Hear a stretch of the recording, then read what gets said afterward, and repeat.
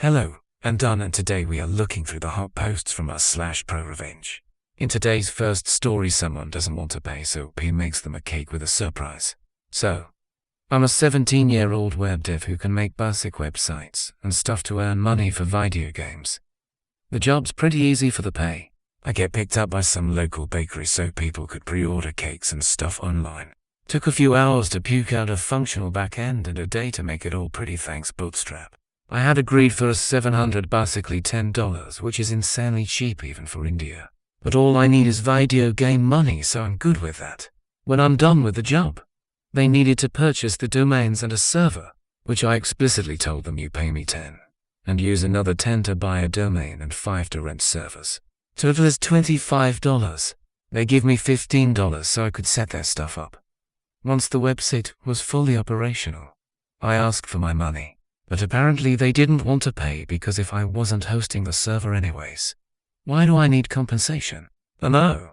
Because apparently time has no value. The thing was I could still access the server as I had the credentials for the server.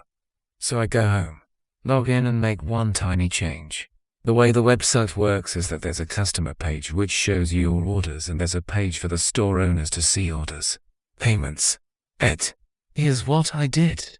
Added a small inconspicuous may contain semen warning in all product details.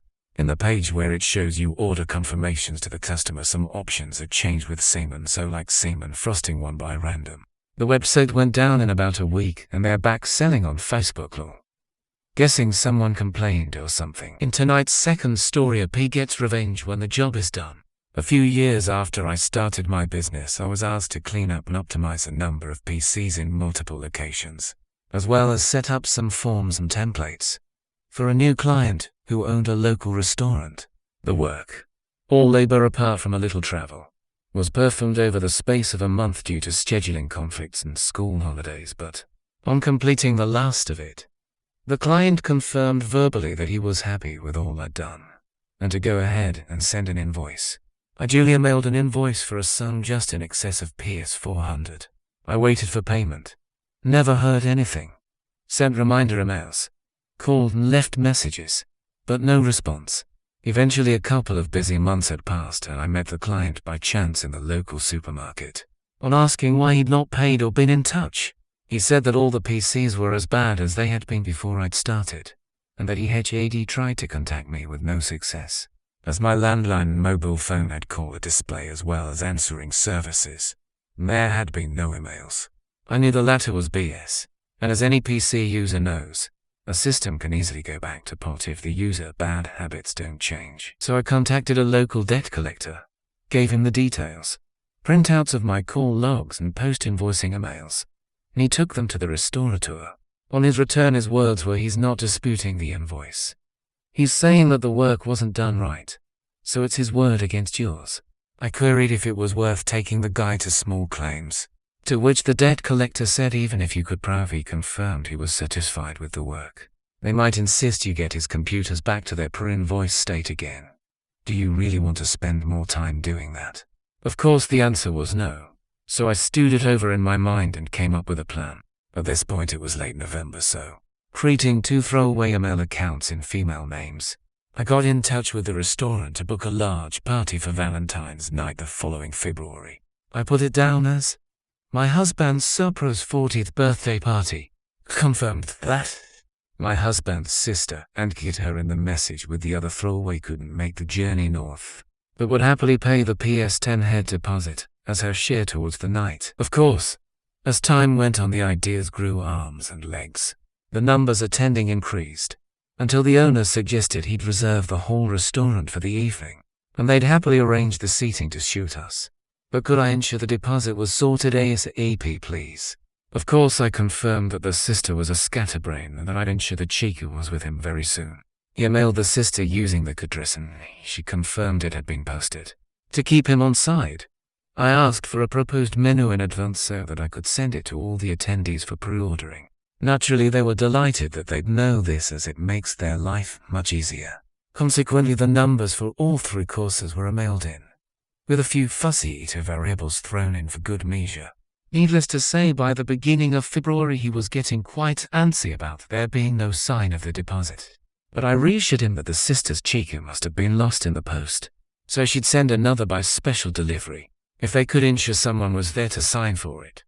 I knew the owner lived about 25 miles away, and the restaurant didn't open till 5 p.m.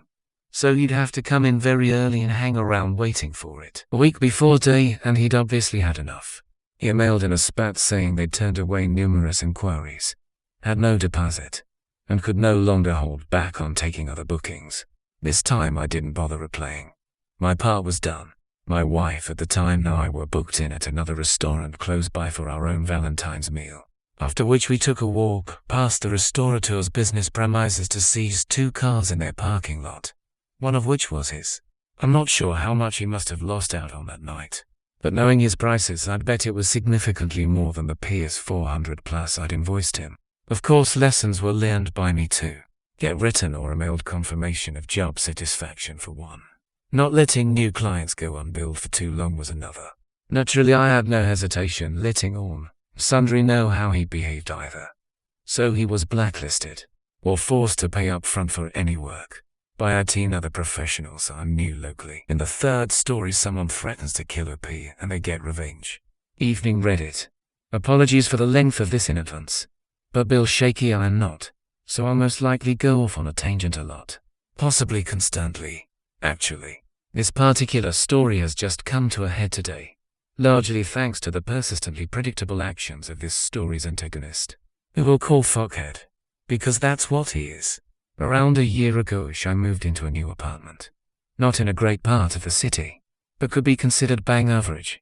When I first moved in, I was assured everything would be rosy, and I'd be left to my own devices. Enter Fuckhead. Fuckhead is, as his name suggests, a total piece of shit. He has shared custody of his son, which is frankly an oversight of the legal system, but hey, and he absolutely loves to get plastered and scream at the kid, either via phone or in person. The kid is around 13, I think, and his name's not totally important, mainly because the kid's got enough grief. This went on for about 2-3 months, so I tried befriending Fuckhead, mostly because I'm an idiot, but also to find out just what his issue was. Because having headphones in on max volume listening to heavy metal, and still being able to hear Fuckhead screaming was becoming an issue, to say the least. I put up with it for a bit, mentioning it in passing to who I guess is my building manager. He's really just a guy that's lived there for years and is mates with the landlord, and he's retired, so can't really blame him for not wanting to get involved. He did mention that Fuckhead had lived here for about 5 years and had numerous complaints, including the previous tenant, who'd moved out because she'd had enough of his bullshit. He also mentioned that Fuckhead had shared custody because Fuckhead's ex was also a bit of a twat, like seriously. That poor kid, but as such meant an absolute crystload of social workers were involved even if they clearly weren't very good at their jobs. Anyways, one day Fuckhead was screaming at the top of his lungs again and again. Because I'm an idiot, I poked the ceiling with a broom. Just a little tap to say, hey friend.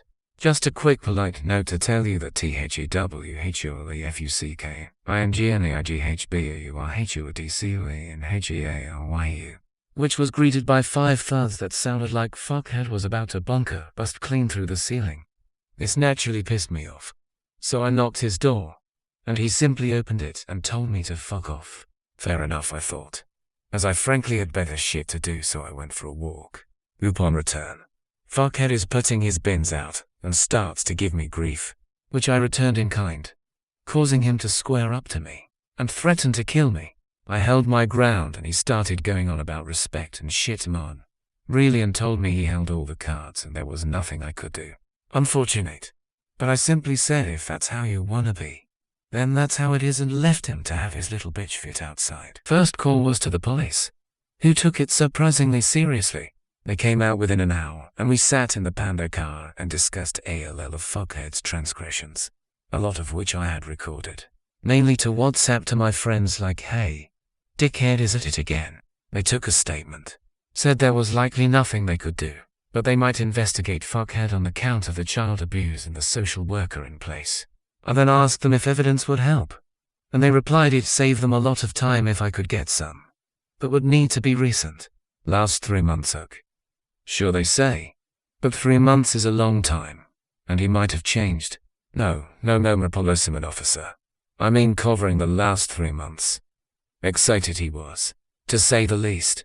So they brought me to the station to give a statement, and to copy all the evidence off my phone at this point.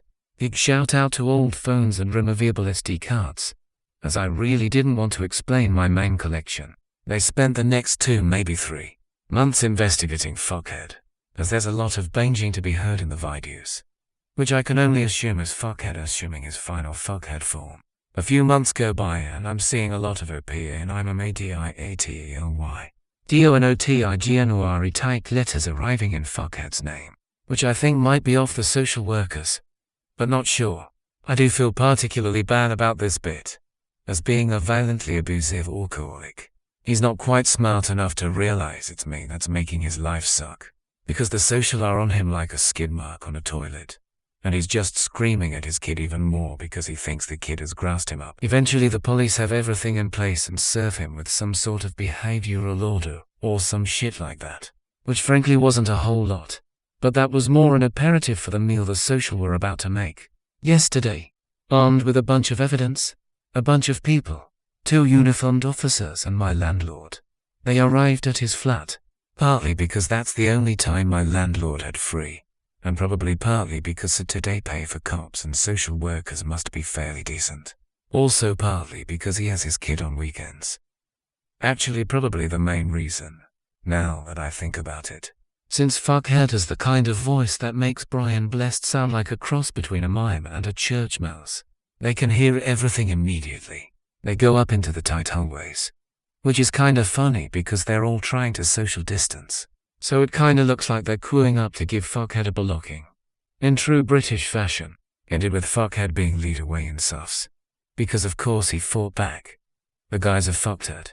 It's totally in his nature. He's since come back today, with a very defeated look on his face. Turns out the behavior order was a bit of a warning, and they'd been watching the house on and off all week. Super glad I gave up smoking weed at this point, and they've heard some of the Dolby surround phone conversations and have now charged him with a bunch of shit I frankly don't understand. I'm not a cop, and I know mostly shite all about the law except the ones I don't like, which has had, and will have several knock-on effects. Firstly, no more contact with his kid, a minor victory since his mum is a bit of a cunt. But they're under a microscope now, so maybe that'll help. Secondly, my landlord was especially not chill about being contacted by both me and the police regarding fuckhead. So is using one of the charges or something to speed up the eviction process. This is annoyingly still going to take about 2 weeks, but I'm sure I'll live. Meaning it's not the current 6-month COVID guidelines. Thirdly, he's going to have to go in tomorrow and tell his boss that he's gonna need multiple dates off in the possible near future for court dates at. Or tough break in this economy. That's likely gonna cost too. Especially since I've seen a bunch of letters from the Provident arriving for him. For those outside the UK, the Provident is kinda like the AG version of those short-term loans with insane interest rates. If you're in the UK, give them a wide berth.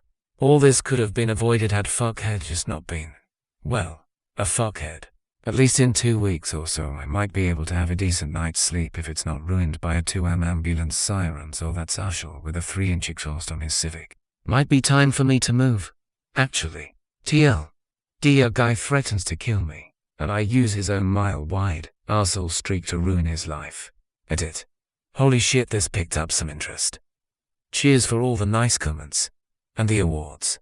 And remember kids, General Kitchener wants you to 4D chess people like fuckhead, because you can probably checkmate them before they've finished eating the pieces.